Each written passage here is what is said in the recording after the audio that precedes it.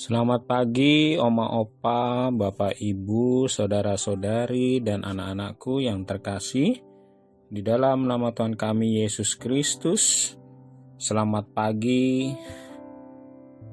dan kiranya berkat Tuhan pada pagi hari ini dapat menyertai kita semua. Sebelum kita melakukan atau menjalankan aktivitas kita di pagi hari ini sampai dengan sore hari nanti, mari kita semuanya melandasinya di dalam firman Tuhan. Dan firman Tuhan pada pagi hari ini diambil dari 2 Timotius 2 ayat 16 sampai dengan 18. Persiapkanlah 2 Timotius 2 ayat 16 sampai dengan 18. Sebelum membaca dan merenungkannya, mari kita bersatu di dalam doa. Bapa kami yang ada di dalam kerajaan Maha Kudus, kami mengucap syukur terima kasih atas penyertaan dan pemeliharaan Tuhan yang telah Engkau berikan kepada kami semua, hingga kami di pagi hari ini dibangunkan di dalam keadaan tubuh yang sehat, dan kami beroleh hari yang baru, kehidupan baru, dan nafas kehidupan yang baru yang Tuhan berikan kepada kami. Untuk semuanya itu ya Tuhan, kami mengucap syukur terima kasih yang tak terhingga kepadamu. Dan kalau pada pagi hari ini, bahkan sampai dengan sore hari nanti, kami akan melakukan aktivitas kami, Tuhan kiranya juga mau menyertainya, agar apa yang kami lakukan seturut dengan kehendak Tuhan Yesus Kristus saja. Dan juga ya Tuhan, kami akan membaca dan merenungkan firman-Mu yang terdapat di dalam 2 Timotius 2 ayat 16 sampai 18 yang menjadi dasar kami melakukan aktivitas pada pagi hari ini. Dan kiranya berkat Tuhan tercurah kepada kami semua. Terima kasih ya Tuhan, dan kami mau menyerahkan pembacaan dan perenungan kami ini kepadamu saja. Haleluya, amin.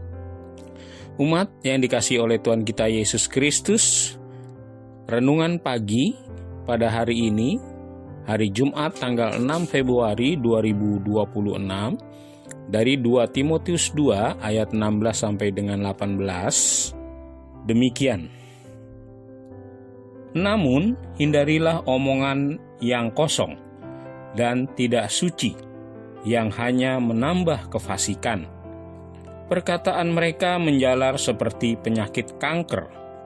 Di antara mereka termasuk Himeneus dan Filetus, yang telah menyimpang dari kebenaran dengan mengajarkan bahwa kebangkitan kita telah berlangsung, dan dengan demikian merusak iman sebagian orang.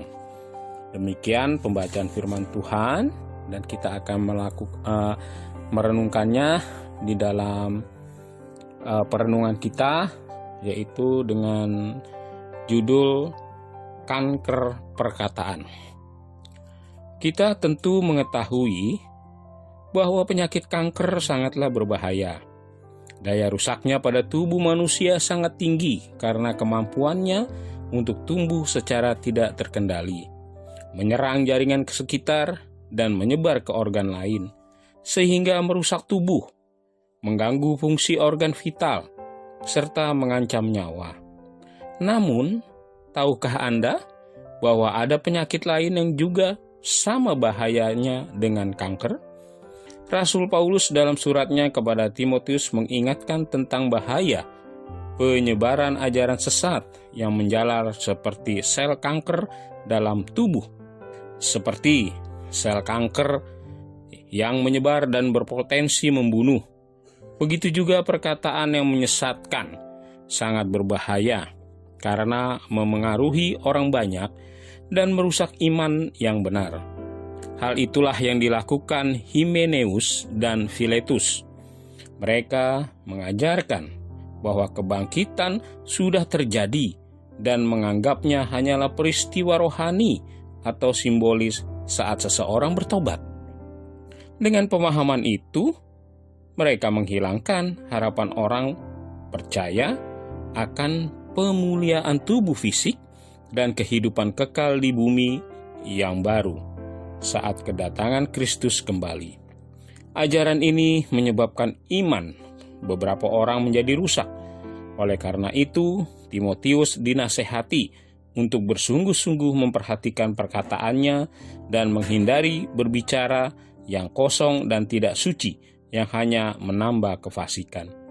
Jika Timotius menyampaikan perkataan yang tidak benar dan sembarangan, maka persekutuan akan menjadi rusak dan tentunya Kristus tidak dipermuliakan. Sebagai pengikut Kristus, kita juga harus memiliki pemahaman yang benar akan firman Allah dan menerapkannya dalam hidup kita sehari-hari, sehingga kita bisa bijak dalam berbicara, seperti tidak mengucapkan kata-kata yang tidak bermanfaat dan bertentangan dengan kebenaran. Sebelum menegur seseorang yang tersesat, kita perlu memastikan bahwa diri kita sungguh-sungguh hidup dalam kebenaran sejati dan dengan berani membawa kebenaran itu dalam perkataan kita. Kita juga harus membawa kebenaran dengan cara yang bijak dan tidak mempertentangkan hal yang tidak layak, karena hanya akan membangkitkan kemarahan dan tidak membangun iman. Oleh karena itu, mari kita bijak dalam perkataan kita dan dengan berani memberitakan kebenaran tanpa mempertentangkan hal yang tidak layak. Jadi, umat yang dikasihi Tuhan kita Yesus Kristus, marilah kita mengoreksi diri kita sendiri.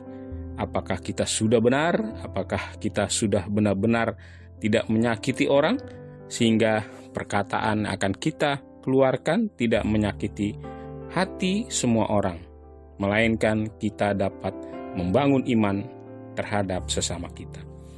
Demikianlah firman Tuhan dan perenungannya. Mari kita kembali di dalam doa. Bapa yang di surga, kami ucap syukur terima kasih atas firman Tuhan dan perenungannya, dan biarlah apa yang telah kami baca dan kami renungkan, kami boleh menerapkan kebenaran kata-kata kami, sehingga kami juga dapat mengoreksi diri kami, dapat memberita baik kepada semua orang dimanapun kami berada.